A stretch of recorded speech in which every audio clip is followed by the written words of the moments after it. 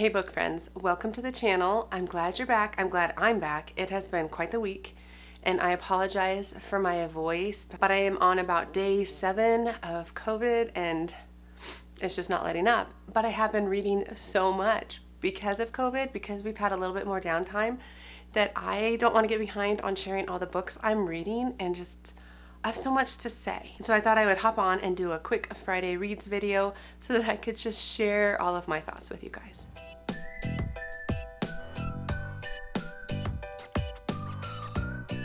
So hi, my name is Angie. Welcome to the channel if you're new here, or welcome back if you have been coming for a while. Like I said, I've got lots of books to cover, so I'm just gonna hop in. So what I have been doing with these videos is I've been chatting a bit about what I finished up, as well as what I'm currently reading, as well as some thoughts on what I want to pick up next. So I got through a lot of books since I last updated you. I read all of these. And granted, these two were on my list last time, but this one I read in like 2 days. So let's just hop into some just quick thoughts. This is not like wrap-up style video, but more quick thoughts on what I thought. So this book, Ona Out of Order, I highly enjoyed it. I really enjoyed how it hopped back and forth through time. It's about this woman whose life starts over every New Year's Day. Well, it doesn't start over. Her life starts in a new time. So she is still 23 years old, but she hops forward to her 47-year-old self sort of idea. So she lives her life out of order, which I really liked. What it did is it allowed for her character to kind of ask some of those big questions of like, if I could change something, would I change something in my life? Or she attempts to change stuff, or she gets to kind of try out a year of travel or try out a year of partying or something like that. And she gets to see some of the more important things in life and she gets to strive after those. And I connected with this idea of like the choices we make in life and how that affects later on in life. So it was a thought-provoking and very entertaining book, and I'm so glad I picked it up. I was highly entertained by that. So the next one I also finished in a couple days. This is such a fast read and I really liked it. It's a middle grade fantasy book that just gives me Nevermore vibes. It is about this girl named Amari who her brother goes missing, and then she finds this like suitcase of his that brings her into this world of his that she didn't know he was a part of. And it was a part of this Academy of Supernatural Affairs. And it is a school setting. It is a magic school setting, which I just am realizing that I am just a sucker for that in my books. I think it's because I love academics. I love school. I homeschool. I got my PhD. I love school. And so when you take it into this kind of like fantasy setting, of course I'm going to love it. I love the talk of the different classes. I love the talk of like how they get tested or they're initially placed into different parts of the academy. And it's just really fun. And so I'm so happy I picked that up. Then the other book I finished, like I said, in a couple days was Scythe, which I had mentioned the fact that I had read half of it before. And I flew through that first part and I realized I stopped like 2 pages before like something big happened. And I don't think I would have been able to put this book down if I had known that the first time, because I got there and I was like, oh my gosh, I should have just kept reading this book. It's a YA dystopian type of book about a world that has conquered death. They can no longer die. They get reborn. Medicine is so good, all of that stuff. And so they need people called Scythes to come and basically cull the population and control the population. So there's these 2 teenagers who are selected to be apprentices under this master Scythe, and they learn a bunch of stuff. They learn about how to compassionately kill people, but then there are also some political and sinister things going on in this book, which I really liked. But I feel like as I was reading this, the whirlwind of the couple days it took me to read this, I was really rooting for both of the characters because they took really different paths throughout this book, the 2 teenagers, and I liked both of them and I really felt for both of them and I was rooting for them. And it was like throughout the whole thing you're like, this is not gonna end well. It ended on a cliffhanger too, so I'm like, of course I'm gonna move on to the next ones. I really enjoyed it. I mean, I understand why so many people like this book. I'm a little hesitant on the next couple because I've heard they're a little bit more meandering, if you will, but I don't know, I'm still gonna pick it up. It was really, really fun. So those are the books I read. Those are the books I finished in this past week, which is crazy. That's a fast reading pace for me. But like I said, I was listening to a lot because I was resting. And so I got through a lot of books. But as for the books I'm still reading, okay guys, This is the one that I am just not sure how I feel about. And I have heard nothing but good things about this. Like, everybody loves this book. And I'm struggling to get through it. And I'm not sure if it is because I don't feel good. And I'm not sure if I want such hard storylines, to read about such hard storylines. But I'm struggling to get through this book. I'm enjoying it. I mean, I'm over halfway. But I'm not wanting to pick it up. I like the main character, and so her name is Eva, and she is a Jew who lived in France right before they started rounding up the Jews and sending them to concentration camps. Her dad gets arrested. Her and her mom flee to the mountains, and they're able to forge enough documents to get them there safely. And then she starts finding that she has a knack for forgery, and she starts helping out the underground and people who are trying to fight the Nazis. And that's all well and good. I don't mind that part. I mean, there are some hard scenes because it's a World War II book, and anytime it talks about concentration camps, my heart gets so heavy. But that really isn't even the part that's driving me a little nutty about this book. The part that's just driving me nutty about this book is the character of her mom. For those of you who have read this book, can you comment down below, does it get better? Because there are parts in this that I just want to chuck the book. I'm like, I dislike that character so strongly.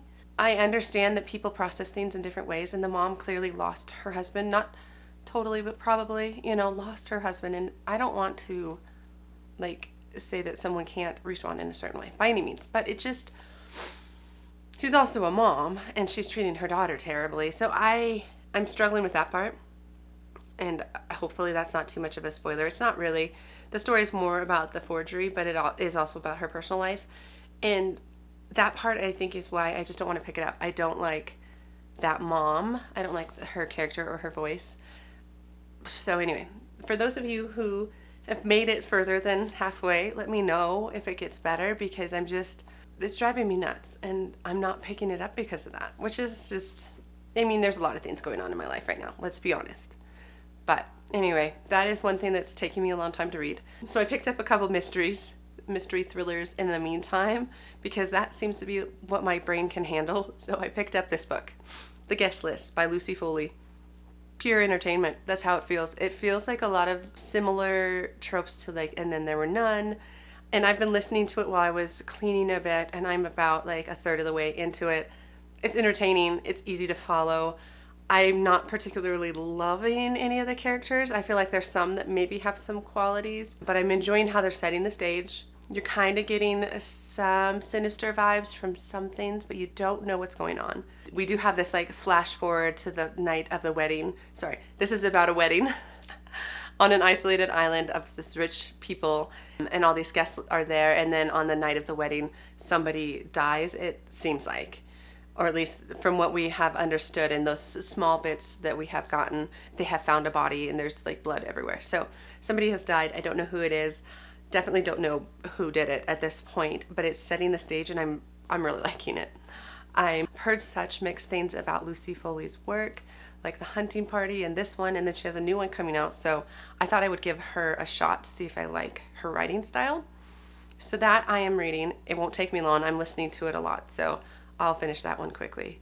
But the next one I picked up is probably the one I am most excited about and really enjoying, and that is Agatha Christie. So I'm reading Death on the Nile, mostly because I'm super excited about the new movie coming out. So excited. It looks so good. This is about a murder on a boat on the Nile. I'm unclear about the time frame, but since it's an Agatha Christie book, it's probably the 50s or 40s or something like that. And there's some rich people, and there's a lot of other characters, and I'm not far. I'm 50 pages in. But what I am liking, and this is also what I liked about And Then There Were None, is that she does just a really good job of crafting the characters. So you're introduced to all the characters, it feels like, within the first chapter or two. And there's a decent amount of players. In this book, it's talking kind of about all the people that will be on the boat. You're introduced to them before they kind of enter into the scene of the boat and set sail sort of idea, because there's going to be a murder on the boat, and then one of these people is going to do it. So that going in. So it's fun to pay attention to all of their characters, and the way she ends her chapters are always a little bit on a cliffhanger, where it's but she really didn't know what was about to happen, sort of idea. Or like it's planting kind of these seeds of like, this person is desperate, but why are they desperate? And so I'm really liking that. And then it's introduced the main detective, Perot, which this hopped into number 17 on the series for him. And I was thinking about reading it in order, but I just couldn't help myself with this book. So I'm kind of jumping into his storyline, but I like his character. I find him kind of witty and intelligent, and yeah, it's so far really fun. And I mean, like I said, I'm not very far, but it has brought me back again to exactly how I was feeling with And Then There Were None, is I just want to solve it. Like, you take a book like this, I'm not really trying to solve it, I'm feeling just entertained. This is like making me want to like put all the names on a whiteboard and like figure it out as I go. That's how I feel about this writing style versus this writing style, if that makes sense. Do any of you read Agatha Christie? Do you feel similarly about that? Because I'm really enjoying it. It's been really fun. So that's what I'm currently reading. These three are what I'm reading. But odds are I'll pick something else up before next week. And I had a couple ideas. So I realized I just put out my TBR video for February. And so this one is still definitely calling to me. It's The Distant Hours by Kate Morton. I love the idea of a Kate Morton book. I just like the way she sets up her stories. There's always good mystery, good family drama, kind of back and forth sort of stories. So I could either pick up this one or this one, which is not on my TBR, but I'm like really curious about sci-fi. I actually was just listening to, she was talking about it, Becca and all the books, I think, and she just loves fantasy and sci-fi. And she really likes this book and this series, and it's very sci-fi. So I realized I put it on my like anticipated fantasy books, but it's very sci-fi. And I just really haven't read a sci-fi book. I want to read Dune and this one. And so those are kind of the two I'm thinking about. So it really just depends on my mood after I get through the other books, if I want historical fiction, Kate Morton, or if I want to try my hand at understanding a science fiction book. Because I think I'm just really intimidated by how much detail I fear will be in a science fiction book. So that's where I'm at with that. But anyway, that is what I've been up to. Other than COVID, obviously that is what I've been up to. We just can't shake it. It's kind of hit us hard. The kids have been great. All of them were like a 12-hour problem. And then my husband and I, it's been like a week. It's like deep in our chests and like my throat. And I do apologize for sounding so terrible, but I wanted to give you my thoughts as I was having them, because I will forget. But anyway, so this is my Friday reads. And then as for the books I finished, I will be discussing them in more detail during my wrap up. And that'll be coming next week when I can film a little bit more, because my voice can probably only handle about one video. So that's where I'm at. I hope you all are doing well.